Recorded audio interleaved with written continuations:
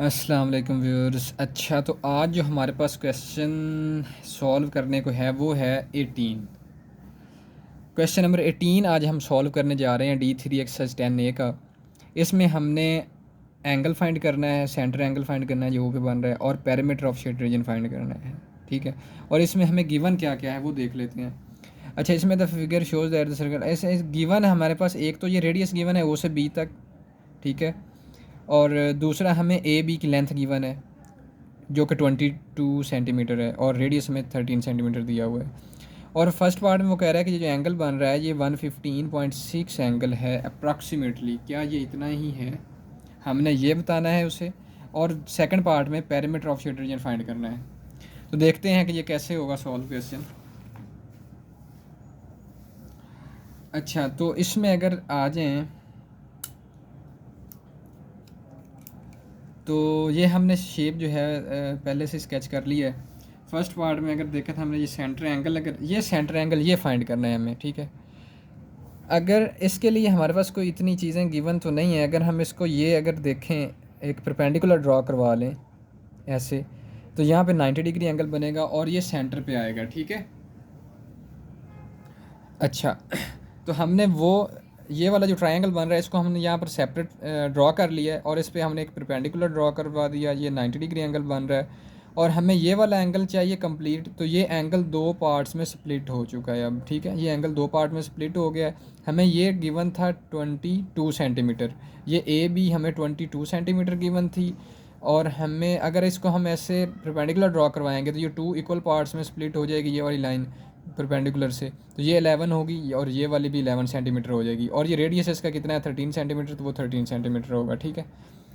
अच्छा, तो इसमें भी हम क्या करेंगे, साइन की रेशो यूज़ करेंगे, ठीक है। कॉज की यूज़ नहीं होगी, साइन की रेशो यूज़ करेंगे। Some people have perpendicular over base, ठीक है। तो इसमें परपेंडिकुलर हमारे पास क्या है, अच्छा, परपेंडिकुलर हमारे पास होगा ये, इस पॉइंट को अगर हम m का नाम दे दें, ये जो बन रहा है m जो हमने न्यू पॉइंट बनाया है, ये परपेंडिकुलर होगा, ठीक है।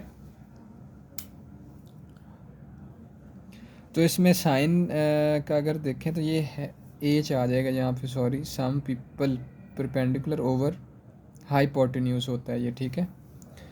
तो हमारे पास परपेंडिकुलर क्या आ जाएगा, a से m तक का, ठीक है। हमारे पास ये परपेंडिकुलर इसलिए होगा क्योंकि हमारे पास यहाँ पर सिंगल एंगल है। इस लाइन पे दो एंगल हमारे पास हैं, क्योंकि एक हमने ये फाइंड करना है ये वाला एंगल, और एक ये 90 डिग्री का एंगल है। ये बेस कहलाएगी, ये परपेंडिकुलर कहलाएगा, ठीक है। तो परपेंडिकुलर कितना है, 11 है। तो 11 आ जाएगा, डिवाइडेड बाय हाइपोटेन्यूज है, तो ये हमारे पास 13 हाइपोटेन्यूज है। इसको सॉल्व करेंगे कैलकुलेटर से, ये इधर साइन इन्वर्स हो जाएगा, तो वो थीटा की वैल्यू आ जाएगी 57.8, ठीक है।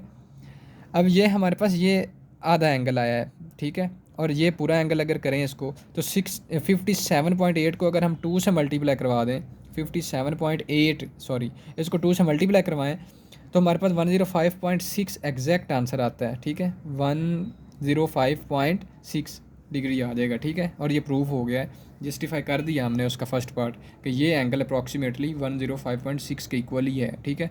अब सेकंड पार्ट में हमें पेरीमीटर फाइंड करना है। अच्छा, सेकंड पार्ट में अगर हम पेरीमीटर को देख लें, तो पेरीमीटर में अगर हम इधर शेप को देखें तो उसमें क्या करना है, एक तो हमें ये आर्क लेंथ चाहिए सिंपली, और एक ये हमें गिवन है ऑलरेडी, ए बी की लेंथ ऑलरेडी गिवन है, हमें सिर्फ और सिर्फ ये आर्क लेंथ फाइंड करनी है। तो सबसे पहले हम आर्क लेंथ ही फाइंड कर लेते हैं। आर्क लेंथ का फार्मूला हमें पता है, वो कितना क्या होता है, theta over 360 multiply by 2πr। इसके लिए एंगल हमें अभी फाइंड किया है, ठीक है। एंगल हमें अभी फाइंड किया, कितना आया था 105.6, और डिवाइडेड बाय 360 मल्टीप्लाई बाय 2π, और आर हमें गिवन है कितना है 13। इसको कैलकुलेटर में आप एज इट इज़ कंप्यूट करें, ये वैल्यू इंसर्ट करें, डायरेक्ट आंसर निकलेगा, वो क्या आ जाएगा 23.8। इसी तरह से पेरीमीटर इक्वल होगा arc length plus A B की लेंथ जो हमें गिवन है। ए बी की लेंथ गिवन है, आर्क लेंथ हमने फाइंड कर ली। आर्क लेंथ कितनी आई है 23.8, और ए बी की लेंथ कितनी है 22। इन दोनों को ऐड करें तो आपका जो आंसर आएगा वो 45.8 आ जाएगा, ठीक है।